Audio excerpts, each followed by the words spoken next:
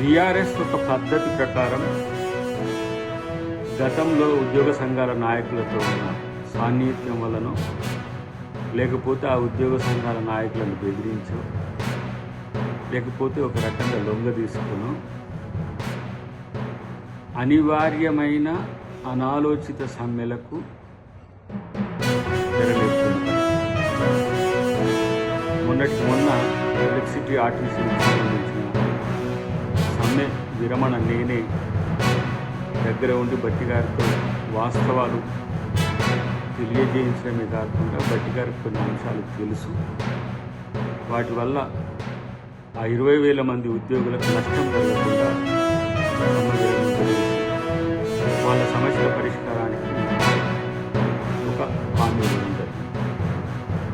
అయితే అక్కడ ఎవరైతే ప్రధానమైన సంఘాలుగా పిలువబడేవన్నీ కూడా వాళ్ళను సమ్మెకు ఎగదోసి వాళ్ళు వెనుకకు పోవడం వల్ల ఆర్టిజన్స్ నష్టపోయే కాదు, డిలిషన్ మీన్స్ డిస్మిసల్కే దగ్గరికి వచ్చిన పరిస్థితుల్లో వాళ్ళని కాపాడుకోవడం జరిగింది ముఖ్యమంత్రి గారి సహకారం.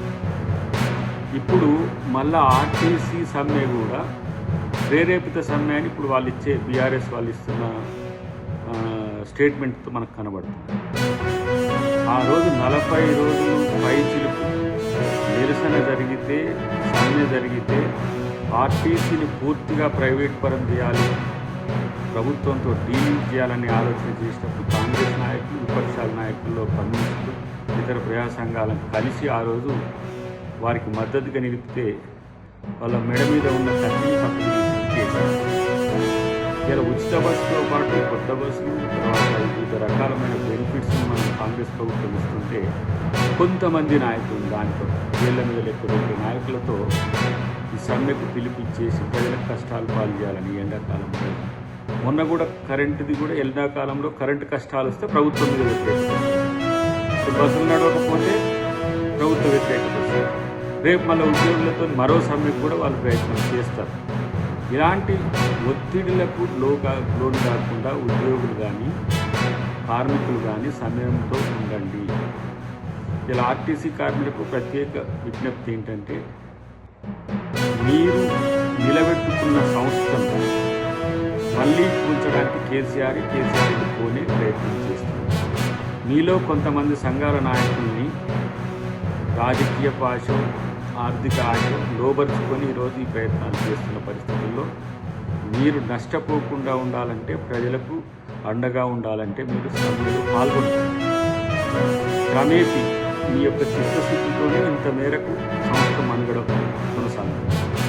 రేపటి రోజున కూడా మీరు ప్రభుత్వ ఉద్యోగులుగాను లేదంటే కార్పొరేషన్ ఉద్యోగులుగాను మీరు కొనసాగే ప్రయత్నం మీ చిత్తశుద్ధితోనే కొనసాగి తప్పితే ఈ దొంగ నాయకులు, ఈ అమ్ముడుపోయే నాయకులతో కాదు. కాంగ్రెస్ పార్టీ ముఖ్యమంత్రి గారి రేవంత్ రెడ్డి గారితో పాటు పొన్నం ప్రభాకర్ గారు మీకు అండగా ఉంటాం. మేమందరం కూడా మీకు అండగా ఉంటాం. ఇలాంటి పిలుపులకు, వీళ్ళు ఇచ్చే రాంగ్ కాల్స్కు మీరు స్పందించకండి. రేపటి రోజున కూడా మళ్ళీ ఉద్యోగులు కొంతమందిని రెచ్చగొట్టి వంతుల వారి ఒక పద్ధతి పెట్టుకుంటారు. కేసీఆర్ బయటకు రాడు కానీ ఇంట్లో కూర్చొని నల్లిపుట్లో కుట్రలు చేయడంలో మంచి నేర్పథ్యం.